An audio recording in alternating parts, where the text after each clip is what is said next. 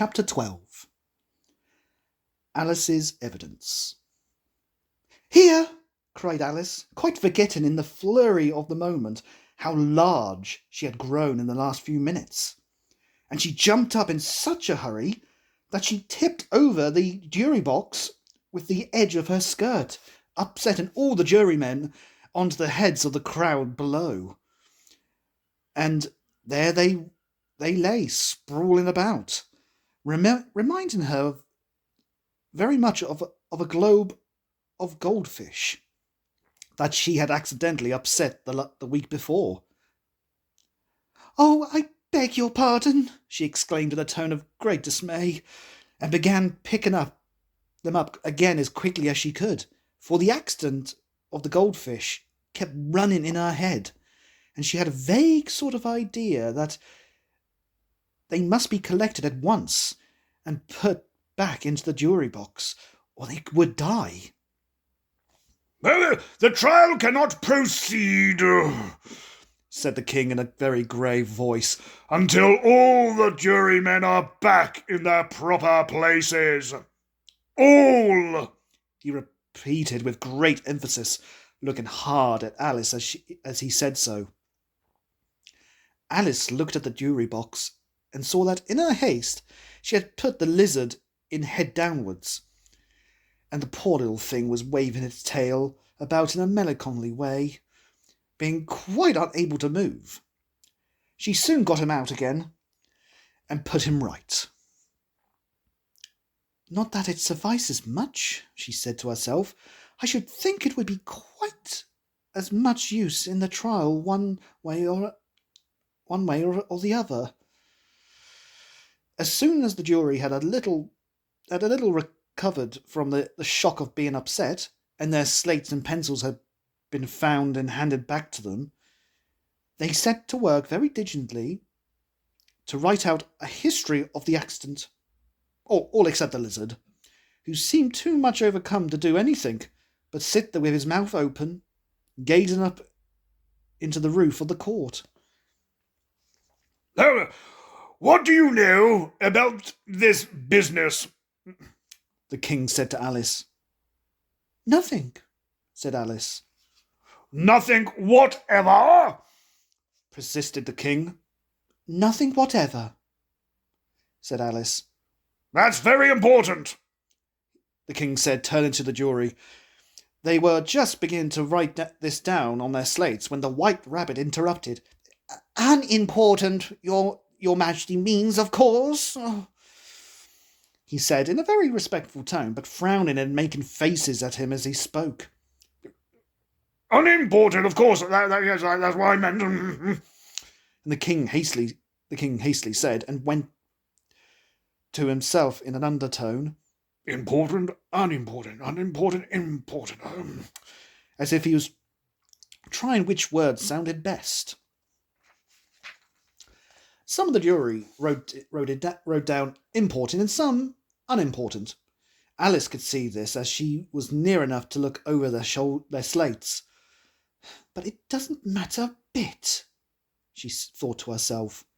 At this moment, the king, who had been for some time busily writing in his notebook, called out, "Silence!" and read out from his book. "Rule 42. All persons more than a mile high to leave the court." Everybody looked at Alice. "I'm not a mile high," said Alice. "You are," said the king. "Nearly 2 miles high," added the queen. "Well, I shan't go at any rate," said Alice. "Besides, that's not a regular rule. You invented it just now." "No, it's the oldest rule in the book," said the king. "Then it ought to be number 1, said Alice. The king turned pale and shut his notebook hastily. "Consider your verdict," he said to the jury in a low, trembling voice. "Verdict, yes." "There's more evidence to come yet, please, your Majesty," said the White Rabbit, jumping up in a great hurry. "This paper has just been picked up." What's in it? said the Queen.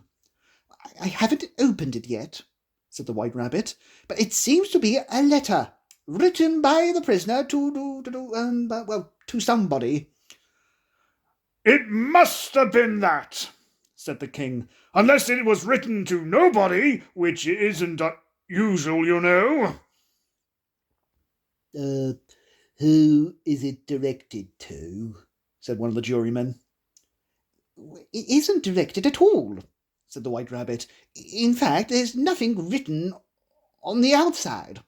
He unfolded the paper as he spoke, and added, Oh, it isn't a letter after all. Oh, yes, it's a set of verses. Are they in the prisoner's handwriting? asked another of the jurymen. No, they're not, said the White Rabbit. And that's the queerest thing about it. The jury all looked puzzled.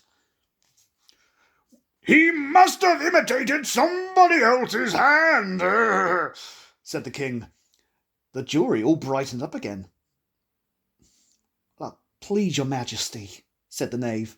I didn't write it, and they can't prove that I did.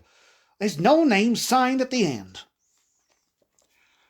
If you didn't sign it, said the King, that only makes the matter worse.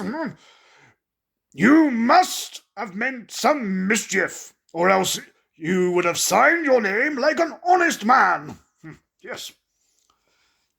And there was a general clapping of hands at this. It was the first really clever thing the King had said that day. That proves his guilt, of course, said the Queen. Off with her!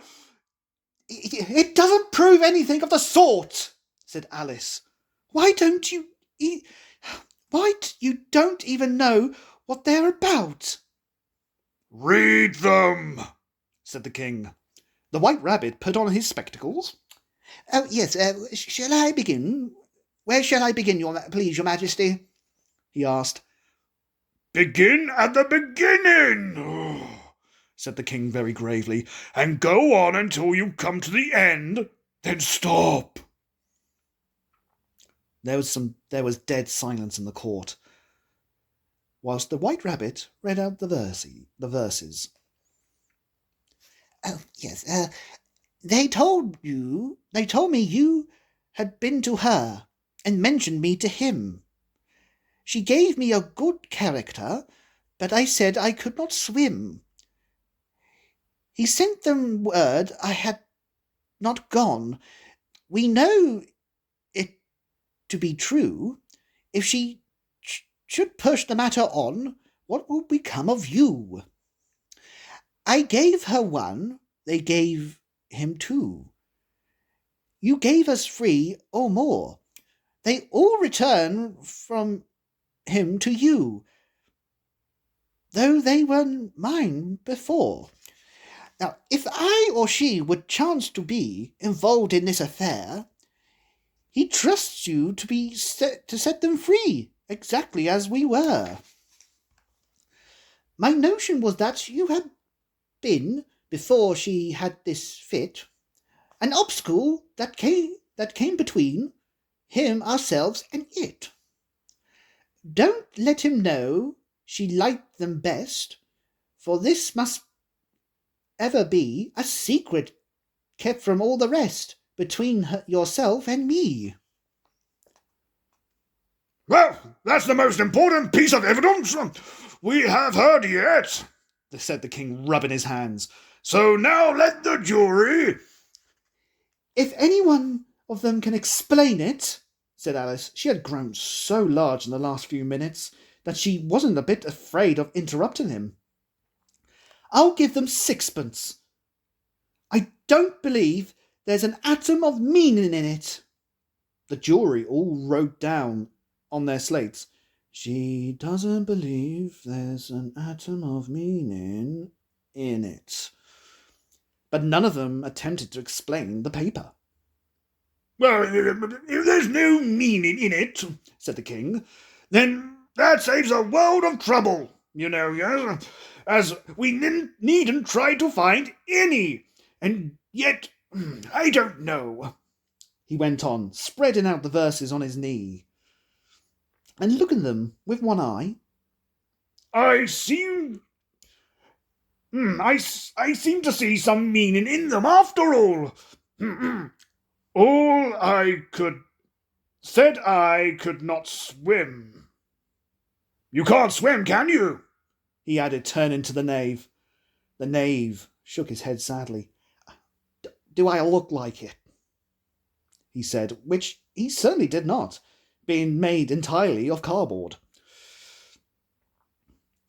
All right, so far, said the king, and he went on muttering over the verses to himself. We know it to be true. Ah, that's the jury, of course. If she would push the matter on, that must be the queen. What would become of you? What indeed? I gave her one. They gave me two. Oh, of course! Why, that must be what he did with the tart, you know. But it does go on. They all return from him to you, said Alice. Why, there they are, said the king triumphantly, pointing to the tarts on the table. Nothing can be clearer than that. Then again, before she had this fit. You never had fits, my dear, I think, he said to the queen. Never, said the queen furiously, throwing an inkstand at the lizard as she spoke. The unfortunate little Bill had left off writing on the slate with one finger, as he found it made no mark. But he now hastily began again, using the ink that was trickling down his face, as long as it lasted. Then the words don't fit you, said the king, looking around the court with a smile. There was a dead silence. It's a pun, the king added in an angry tone, and everybody laughed. Let the jury consider their verdict, the king said for about the 20th time that day. No, said the queen. Sentence first, verdict afterwards. Stuff and nonsense, said Alice loudly. The idea of having the sentence first. Hold your tongue, said the queen, turning purple. I won't, said Alice. Off with her head, the queen shouted at the top of her voice. Nobody moved. Who cares for you? said Alice. She had grown to her full size by this time. You're nothing but a pack of cards. At this, the whole pack rose up into the air and came flying down upon her. She gave a little scream, half of fright, half of anger, and tried to beat them off, and then found herself lying on the bank, with her head in the lap of her sister, who was gently brushing away some dead leaves that had fluttered down from the trees upon her face. Wake up, Alice, dear, said her sister. Why, what a long sleep you had. Oh, I had such a curious dream, said Alice, and she told her sister, as well as she could remember them, all those strange adventures of hers that you have just been reading about. And when she had finished, her sister kissed her and said, It was a curious dream, dear, certainly. But now run in to your tea. It's getting late. So Alice got up and ran off, thinking while she ran, as well as she might, what a wonderful dream it had been.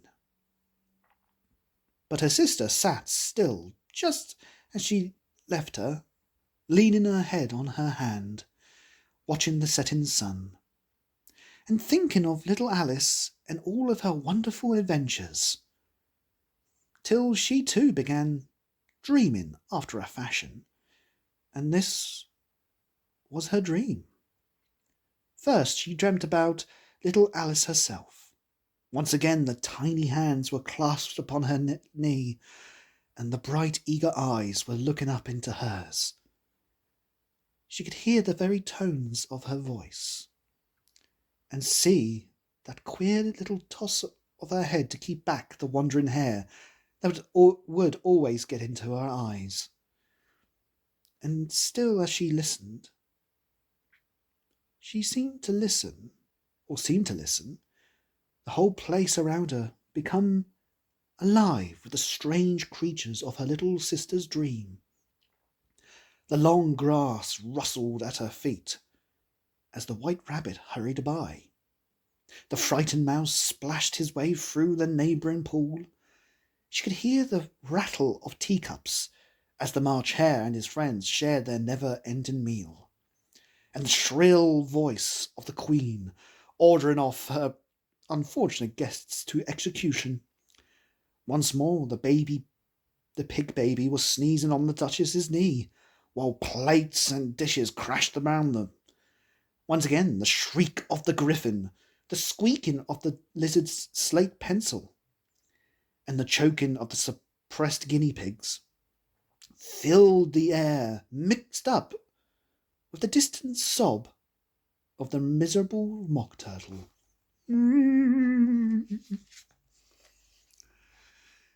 So she sat on with closed eyes and half believed herself in Wonderland, though she knew she had but to open them again, and all would change to dull reality.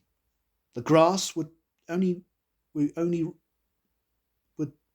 only rustling in the wind, and the pool rippling to the waving of the reeds. The rattling teacups would change to tinkling sheep bells, and the Queen's shrill cries to the voice of the shepherd boy, and the sneeze of the baby that shrieked, the shriek of the griffin, and all the other queer noises would change, she knew, to the confused clamour of the busy farmyard, while the lowing of the cattle in the distance would take place of the mock turtle's heavy sobs. Lastly, she pictured to herself how this same little sister of hers would, in the after-time, be herself a grown woman, and how she would keep, through all the riper years, the simple and loving heart of her childhood, and how she would gather about her other little children and make their eyes bright and eager with many a strange tale, perhaps even with the dream of Wonderland of long ago, and how she would feel with all their simple sorrows and find a pleasure in all their simple joys, remembering her own child life and the happy summer days. The end.